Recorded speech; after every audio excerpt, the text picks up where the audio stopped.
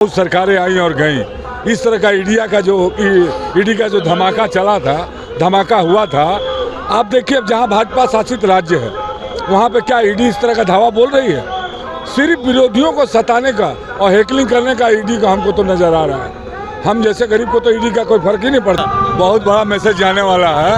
ये टीवी और पेपर के माध्यम से जो गुमराह किया जा रहा है, ये आज आके देख ले कोई ब्रिगेड में क्या जन सैलाब कैसे उमड़ा हुआ है। ये जनमानस का भीड़ है, ये पैसे का भीड़ नहीं है। लोग हृदय से आए हैं और पश्चिम बंगाल में विकास चल रहा ममता बनर्जी के नेतृत्व में, वो विकास चलता रहेगा और सबका सम्मान और सबका यहाँ पे। तो आप रैली देख रहे हैं, अब तक का जो ब्रिगेड हुआ है, मैं सुबह 10 बजे से कवर कर रहा हूँ। मुझे ऐसा लगता है कि अब तक का सबसे बड़ा ब्रिगेड मुझे नजर आ रहा है। तो क्या आपको लगता है कि 2024 लोकसभा इलेक्शन में इसका कोई मैसेज जाने वाला है? बहुत बड़ा मैसेज जाने वाला है। ये टीवी और पेपर के माध्यम से जो गुमराह किया जा रहा है, ये आज आके देख ले कोई ब्रिगेड में क्या जन सैलाब कैसे उमड़ा हुआ है। ये जनमानस का भीड़ है, ये पैसे का भीड़ नहीं है। लोग हृदय से आए हैं और पश्चिम बंगाल में विकास चल रहा ममता बनर्जी के नेतृत्व में, वो विकास चलता रहेगा और सबका सम्मान और सबका यहाँ पे।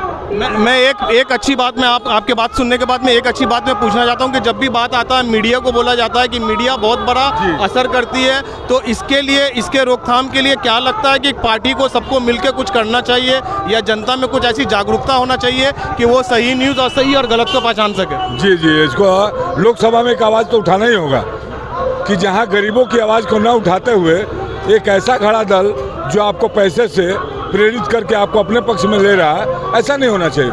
मीडिया तो निष्पक्ष है, समाज का एक दर्पण है। जो सच्चाई होता है दर्पण वही दिखाता है। मेरा चेहरा जैसा है और दर्पण के सामने खड़ा होंगे एकदम ठीक हूबहू वैसा ही दिखेगा। तो हमारा मीडिया समाज का एक दर्पण है और हमारे धड़कनों को बताता है, उसका नाम है प्रेस। एक आखिरी सवाल ले रहा हूं कि ईडी का रेट पिछले 5 सालों में काफ़ी कुछ बंगाल में हुआ, उसका काफ़ी असर पड़ा है राजनीति पर। अब आपको लगता है कि ये इस रैली के बाद, ये जो इतना बड़ा रैली ममता ने आयोजन किया है, इस बार फिर से ईडी का कोई रैली, कोई भी अटैक इस रैली के बाद आने वाला, उसको किस तरह से डिफेंड करेगी ममता? देखिए बहुत सरकारें आई और गईं। इस तरह का ईडी का जो धमाका हुआ था। आप देखिए अब जहाँ भाजपा शासित राज्य है वहाँ पे क्या ईडी इस तरह का धावा बोल रही है। सिर्फ विरोधियों को सताने का और हैकलिंग करने का ईडी का हमको तो नजर आ रहा है। हम जैसे गरीब को तो ईडी का कोई फर्क ही नहीं पड़ता है। लेकिन जो भी इस लाइन में होंगे, चाहे पक्ष हो चाहे विपक्ष हो, जो भी है, सरकार का एक तो मुआयना होना चाहिए, करना चाहिए।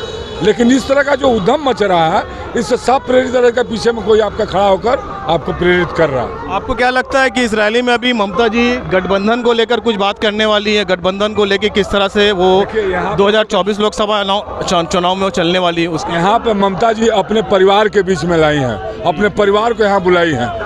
ये अपने प्रदर्शन को दिखा रही है कि देखिए आज भी हमारे संग इतनी मजबूत है ममता जी बंगाल की धरती। जनमानस में किस तरह का मेरा प्रभाव है और लोगों का कैसा दिल है हमारे प्रति, उसका ये प्रमाण है। अब रहा पक्ष और विपक्ष की बातें, वो दीदी अपना 400 बिल्कुल लास्ट सवाल है, 400 पहाड़ की बात कर रही है भारतीय जनता पार्टी। ठीक है, हालांकि इसे भी मुद्दे से भटकाने की बात कह सकते हैं। जहां पर जीत और हार की बात करनी चाहिए, वहां पर भारतीय जनता पार्टी सीधे 400 पार की, और मीडिया उसके साथ भी 400 पार की बात करती है। तो आपको क्या लगता है इन मुद्दों का क्या असर पड़ता है जनता पर? देखिए माइक मिला है, हम कुछ भी बक दें, ये जनमानस के हाथ में है।